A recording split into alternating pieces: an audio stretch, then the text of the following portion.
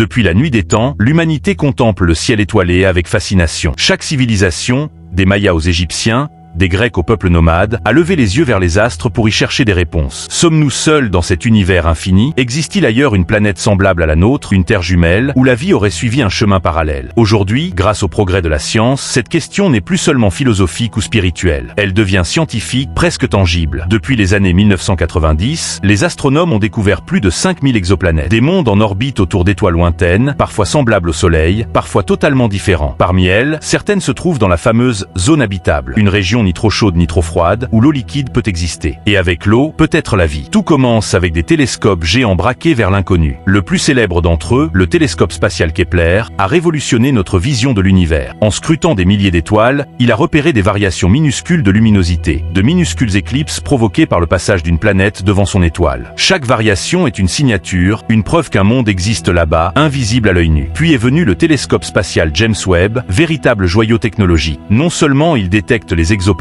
mais il analyse aussi la composition de leurs atmosphères. Grâce à lui, nous savons déjà que certaines de ces planètes possèdent de l'eau, du méthane ou du dioxyde de carbone. Des éléments essentiels à la vie, tels que nous la connaissons. Mais une découverte en particulier fascine les chercheurs. Les mondes qui ressemblent à la Terre. Ni trop grands, ni trop petits. Ni brûlants comme Vénus, ni glacés comme Neptune. Ces planètes jumelles deviennent les candidates idéales pour accueillir la vie. Imaginez un instant que nous découvrions une planète presque identique à la nôtre. Un monde bleu et vert, avec des océans, des montagnes et des forêts. Mais peut-être plus spectaculaire encore. Imaginez un ciel traversé par 2 soleils ou orné d'une lune gigantesque éclairant la nuit comme un lampadaire cosmique. Certaines exoplanètes connues se trouvent autour d'étoiles naines rouges. Leur journée pourrait durer des mois, avec une face toujours éclairée par l'étoile et l'autre plongée dans une nuit glaciale. La vie, si elle existe, se développerait peut-être dans une zone étroite, entre chaleur et froid extrême. D'autres mondes, plus massifs, pourraient posséder des océans profonds, des continents immenses ou des atmosphères denses et colorées. La diversité est infinie. Mais une question persiste. Si une telle planète existe, pourrions-nous un jour la rejoindre? Certains diront, pourquoi partir? Notre planète est déjà magnifique. Elle regorge de biodiversité, de ressources et d'écosystèmes uniques. Pourtant, l'histoire de la Terre nous rappelle une vérité cruelle. Rien n'est éternel. Il y a 65 millions d'années, un simple astéroïde a suffi à provoquer l'extinction des dinosaures. Aujourd'hui, d'autres menaces planent. Changement climatique, guerre nucléaire, pandémie ou encore l'inévitable mort du Soleil dans quelques milliards d'années. Chercher une deuxième Terre, c'est préparer l'avenir de l'humanité. C'est se donner une chance de survivre, même si notre planète d'origine venait à ne plus être habitable. Mais comment voyager jusqu'à une planète située à des dizaines, voire des centaines d'années-lumière? Aujourd'hui, nos fusées les plus rapides mettraient des milliers,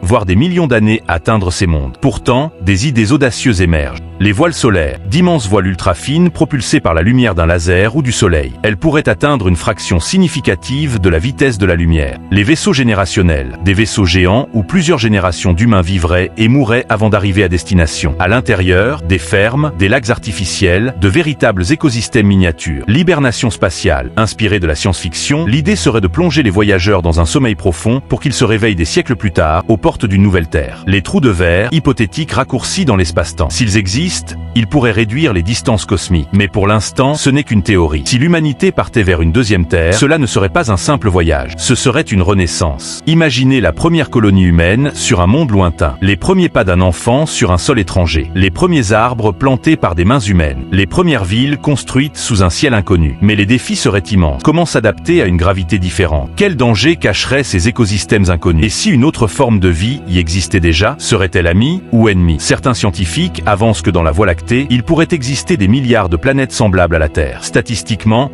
il est presque impossible que nous soyons seuls. Alors la question n'est plus seulement existe-t-elle, mais quand la trouverons-nous? Et surtout, serons-nous prêts à y aller? Chercher une deuxième Terre, ce n'est pas fuir notre planète, c'est élargir notre horizon. C'est imaginer que l'humanité n'est pas condamnée à rester prisonnière d'un seul monde. Peut-être qu'un jour, nos descendants lèveront les yeux vers le ciel nocturne, non pas pour rêver, mais pour se rappeler leur origine. Car quelque part, à des années-lumière d'ici, une planète bleue nous attend peut-être déjà. Et si demain, nous pouvions enfin y voyager?